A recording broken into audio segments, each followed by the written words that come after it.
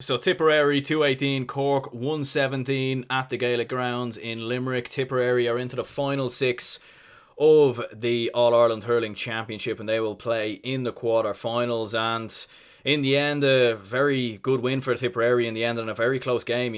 I think the teams were level six times throughout that match and it was certainly, tipping back and forth throughout the entire game. And look, listen, in the end, Tipperary with a massive victory, a massive win, and this was a huge win for Tipp because they really needed to respond to that defeat to Limerick. They really needed to show that they are still All Ireland contenders. They are still in the mix and coming up against a Cork team who, although they lost tonight, I think they can exit the championship with their heads held high. They have lost to probably one of the best teams in the country. Tipperary probably up there in the top two, top three, maybe in the country still, and definitely in with a shout for an All Ireland. There's absolutely no doubt about it, but.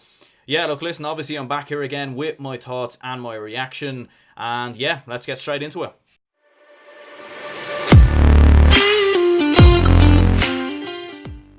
What's going on, everyone? It's Aaron here from GAA Fan TV, of course, back again with another video. And of course, Tipperary have just ran out 4-point winners over Cork. And yeah, look, listen, I'm rocking this Christmas GAA jersey, of course, if you want to check them out. You can check them out in the description down below. Very nice GAA jerseys for Christmas time, I have to say. And this is the Dublin version, but it kind of rocks the Tipperary style a little bit as well. And look, I do have family from Thurles and Tipperary on my dad's side, so Tipperary tend to be the team I follow in the hurling championship.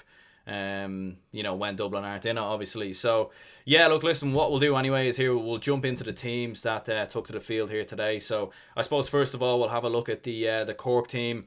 So in goal was Anthony Nash, of course, in the full back line, Sean O'Donoghue, Colm Spillane and Damien Cahalan. In the half-back line, Mark Coleman, Robert Downey and Tim O'Mahony. In midfield, Bill Cooper and Luke Meade. In the half-forward line, Robbie O'Flynn, Shane Kingston and Seamus Harnedy. And of course, in the full-forward line, Patrick Horgan, Declan Dalton and Jack O'Connor. Moving on to the Tipperary side then, so it's Brian Hogan in goal. Cathal Barrett, Ronan Marr and Alan Flynn. And then in the half-back line, it was Padraig Marr, Brendan Marr and Niall O'Mara.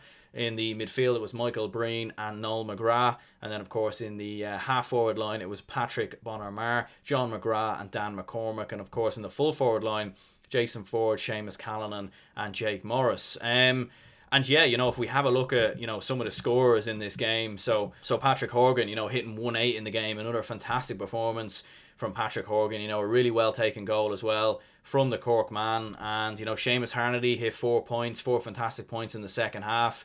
But I think the man of the match has to go on the Tipperary side of things. And Michael Breen was absolutely superb tonight. 5 points, very accurate. On a day where Tipperary were very sluggish in front of goal. On a day where the Tipperary forwards and players in general were very sluggish in front of goal. 18 wides in total, 13 of them wides from play. Very disappointed indeed. And, when you look at Cork, for example, they only hit 7 wides in this game. But Tipperary in the end, fantastic to get the win. And Michael Breen with 5 points, as I said, the work he done in the middle of the field as well was absolutely fantastic. In the midfield, he was great. He was dropping back in there time and time again, getting some great hooks in, getting some great blocks in and turning the ball over. And yeah, look, listen, you can't look past Jason Ford as well. 1-6 in the game. And that goal was absolutely massive. It came at a vital time that just gave Tipperary the impetus. And although Cork were able to pull it back a bit, it was that goal that was absolutely massive from Jason Ford, absolutely no doubt about it. And obviously the late Jake Morris goal was crucial as well. Seamus Callanan, he got his first points of the championship, hit 2 points in the second half as well. Paul Flynn, who came off the bench, what a performance it was from him. This was his first championship appearance, I believe, the Killadangan man, and very bright indeed, hitting 2 points, of course. His first points of the championship. So actually that wasn't his first game in the championship, I don't think, but it was his first points. So big display from Paul Flynn coming off the bench. Willie Connors as well.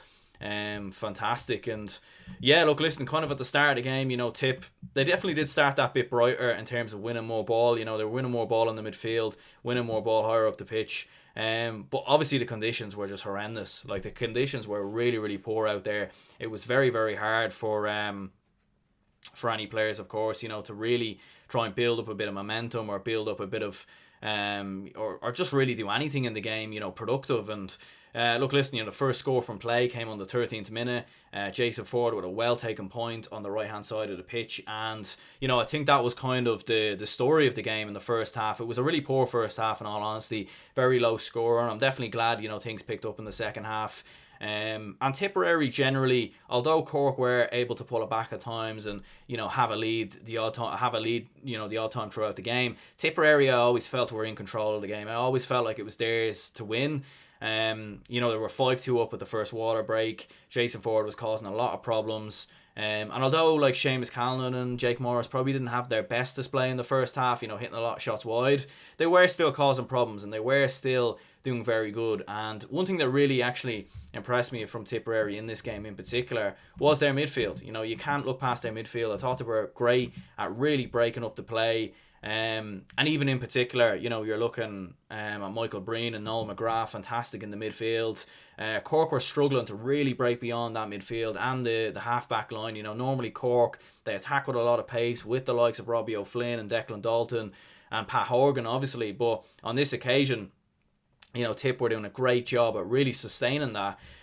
But certainly, obviously the Patrick Horgan goal, which was had massive importance for Cork at that time because, they hit 1-2 without reply, and it just looked like maybe, with the fact that Cork were against the breeze in the first half and would have the breeze in the second half, you thought maybe, okay, Cork are actually going to possibly win this game. They're going to cause a bit of a surprise and knock the All-Ireland champions out. But in the end, Tipperary were able to turn it around, but it was a big goal from Patrick Horgan, picking up the ball from the scrap, driving straight at goal, slotting it comfortably, of course, past Brian Hogan. And yeah, just defend, just in terms of attack, both teams really not at it in the first half. 12 wides.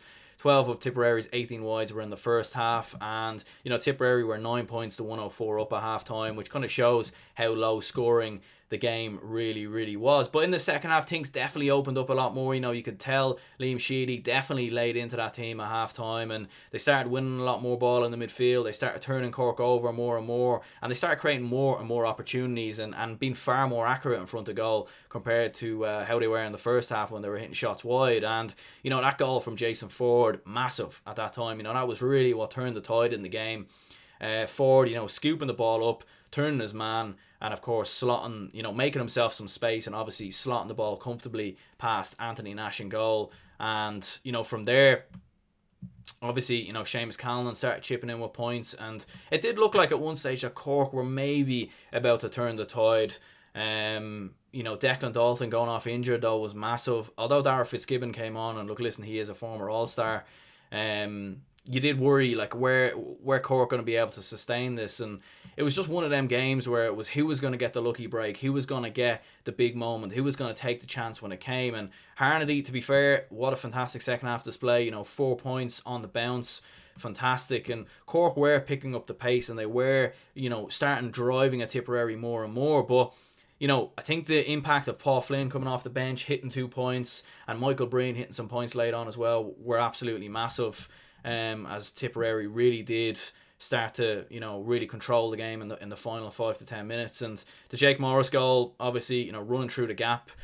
Cork at this point obviously really kind of going all out attack, trying to overturn the game, trying to claw it back, and a little bit of space for Jake Morris to run into, and he was able to slot the ball comfortably again past Anthony Nash. And yeah, from there it was going into injury time, and you knew that Tipperary had this game all but wrapped up. And yeah, look, listen, will Tipperary win the All-Ireland this year? I mean, that's certainly up for question. It'll be interesting to see who they play in the next round, the qualifiers. Obviously, the Galway Wexford game is starting right now, as a matter of fact. So by the time this video comes out, maybe we'll have more of an understanding. And could Tipperary get drawn against Kilkenny, for example, who might lose to Galway, or vice versa. So it's going to be very interesting to see the next round of the draw. Tipperary definitely still in with a chance, absolutely no doubt about it. But yeah, what a big win in the end. Massive for Tipp, massive for their supporters, and obviously massive for Liam Sheedy and all their players. And yeah, look, listen, what I'm going to do is wrap this video up here. As I said before, if you want to check out Christmas GAA Jerseys, you can check them out in the description down below. It's all for a good cause as well. It's all for charity, so I definitely recommend anyone to check them out. They don't just have Dublin GAA Jerseys. Christmas GAA jerseys. You know, you have Kerry ones and Cork ones and lots of different colours and varieties. So I would recommend to check them out. But anyway, my name is Aaron, and I'll see you in the next video.